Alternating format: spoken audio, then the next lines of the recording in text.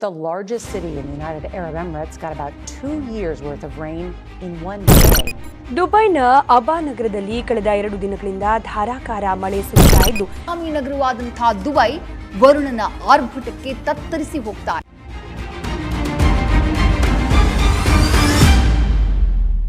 ನಮಸ್ಕಾರ ಸ್ನೇಹಿತರೆ, ಎಲ್ಲರಿಗೂ ಬೀಯಿಂಗ್ ಯೂತ್ ಯೂಟ್ಯೂಬ್ ಚಾನಲ್ಗೆ ಸ್ವಾಗತ.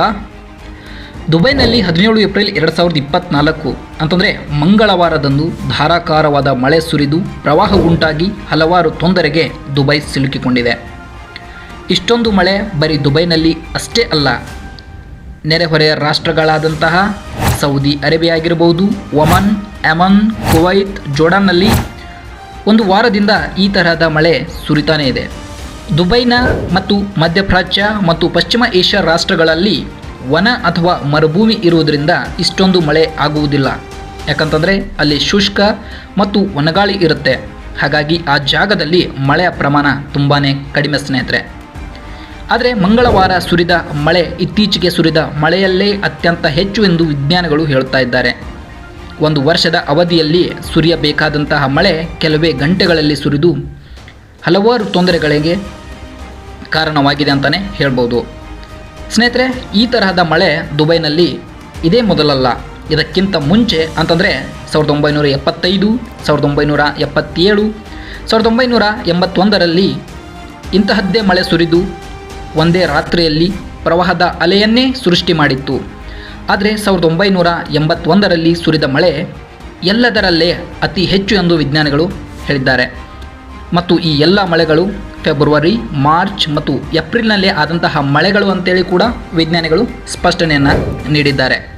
ಈ ತರಹದ ಮಳೆಗೆ ಕಾರಣವೇನೆಂಬುದನ್ನು ನೋಡೋದಾದರೆ, ಆಫ್ರಿಕಾದ ಈಶಾನ್ಯ ಭಾಗದಿಂದ ಅರೇಬಿಯಾ ಉಪಖಂಡ ಮತ್ತು ಪಶ್ಚಿಮ ಏಷ್ಯಾದತ್ತ ಹವಾಮಾರುತಗಳು ಅಥವಾ ಜೆಟ್ ಸ್ಟ್ರೀಮ್ಗಳು ಬೀಸುತ್ತವೆ. ಸಾಮಾನ್ಯವಾಗಿ ಈ ಹವಾಮಾರುತಗಳು ಅಕ್ಟೋಬರ್ನಿಂದ ಜೂನ್ವರೆಗೆ ಹೆಚ್ಚು ಸಕ್ರಿಯವಾಗಿರುತ್ತವೆ. ಸ್ವಲ್ಪ ಪ್ರಮಾಣ ತೇವಾಂಶದಿಂದ ಕೂಡಿರುವಂತಹ ಈ ಹವಾಮಾರುತಗಳು ಹರ್ಮುಜ್ ಕೊಲ್ಲಿ ದಾಟುವಾಗ ಮತ್ತಷ್ಟು ಆವಿಯನ್ನು ತೆಗೆದುಕೊಳ್ಳುತ್ತವೆ. ಅರೇಬಿಯಾ ಖಂಡವನ್ನು ಮುಟ್ಟುವಾಗ ಅಲ್ಪ ಪ್ರಮಾಣದ ಮಳೆ ತರುತ್ತವೆ. ಆದರೆ ಅರೇಬಿಯಾ ಉಪಖಂಡದ ಮೇಲೆ ಉಷ್ಣಾಂಶ ಹೆಚ್ಚಾಗಿದ್ದರೆ ಈ ಆವಿ ಪ್ರಮಾಣವನ್ನು ಇನ್ನಷ್ಟು ಹೆಚ್ಚಾಗಿಸುತ್ತವೆ. ಅತಿ ಉಷ್ಣಾಂಶದ ಕಾರಣದಿಂದ ಅದೇ ಸಂದರ್ಭದಲ್ಲಿ ಅರಬ್ಬಿ ಸಮುದ್ರದ ವಾಯುವ್ಯ ಭಾಗದಲ್ಲಿ ವಾಯುಭಾರ ಕುಸಿಯುತ್ತದೆ. ಇದು ವಾತಾವರಣದ ನೀರಾವಿಯ ಪ್ರಮಾಣವನ್ನು ಹೆಚ್ಚಿಸುತ್ತೆ ಸ್ನೇಹಿತರೆ. ಅದರ ಜೊತೆಗೆ ದಟ್ಟ ಮೋಡಗಳನ್ನು ಸೃಷ್ಟಿಸುತ್ತೆ. ಇದಷ್ಟೇ ಆದರೆ ಅಷ್ಟೇನೂ ತೊಂದರೆ ಇಲ್ಲ, ಅಂತಂದರೆ ಕಡಿಮೆ ಪ್ರಮಾಣದ ಮಳೆಯಲ್ಲಿ ಆಗುತ್ತೆ. ಇದರ ಜೊತೆಗೆ ಉತ್ತರ ಧ್ರುವದಿಂದ ದಕ್ಷಿಣ ಭಾಗಕ್ಕೆ ಬೀಸುವಂತಹ ಶೀತ ಮಾರುತಗಳು ಮಧ್ಯಪ್ರಾಚ್ಯವನ್ನು ತಲುಪಿ ಹವಾಮಾರುತ, ಅರಬ್ಬಿ ಸಮುದ್ರದಿಂದ ವಾಯುವ್ಯ ದಿಕ್ಕಿಗೆ ಚಲಿಸುವ ವಾಯುಭಾರ ಕುಸಿತ, ಈ ಮೂರು ಮಧ್ಯಪ್ರಾಚ್ಯದಲ್ಲಿ ಒಗ್ಗೂಡಿ ಪರಸ್ಪರ ಸಂಘರ್ಷಕ್ಕೆ ಒಳಪಟ್ಟು ಅಲ್ಲಿನ ನೀರಾವಿ ಸಾಂದ್ರತೆ ಹೆಚ್ಚಾಗಿ ಧಾರಾಕಾರವಾಗಿ ಮಳೆ ಸುರಿಯುತ್ತೆ ಸ್ನೇಹಿತರೆ. ಅಂತಂದರೆ ಒಂದು ವರ್ಷದಲ್ಲಿ ಸುರಿಯಬೇಕಾದಂತಹ ಮಳೆ ಒಂದೇ ದಿನದಲ್ಲಿ ಸುರಿದು ಬಿಡುತ್ತೆ. ವರ್ಷದಿಂದ ವರ್ಷಕ್ಕೆ ಈ ತರಹದ ಮಳೆಯ ತೀವ್ರತೆ ಹೆಚ್ಚುತ್ತಲೇ ಇದೆ ಅಂಥೇಳಿ ವಿಜ್ಞಾನಿಗಳು ಹೇಳ್ತಾ ಇದ್ದಾರೆ. ಮೋಡ ಬಿತ್ತನೆ ಕಾರಣ ಅಂತ ಸಾಮಾಜಿಕ ಜಾಲತಾಣದಲ್ಲಿ ಸುದ್ದಿಯಾಗಿತ್ತು. ದುಬೈನಂಥ ನಗರಗಳಲ್ಲಿ ಏರುತ್ತಿರುವ ಜನಸಂಖ್ಯೆಯಿಂದಾಗಿ ದುಬೈ ಮೋಡ ಬಿತ್ತನೆ ಮಾಡುತ್ತಿರುವುದು ನಿಜ. ಆದರೆ ವಿಜ್ಞಾನಿಗಳು ಹೇಳುವ ಪ್ರಕಾರ ಯಾವುದೇ ಸ್ಥಳದಲ್ಲಿ ಮೋಡ ಬಿತ್ತನೆ ಮಾಡಿದಾಗ ಮಳೆ ಬರುತ್ತದೆ ನಿಜ.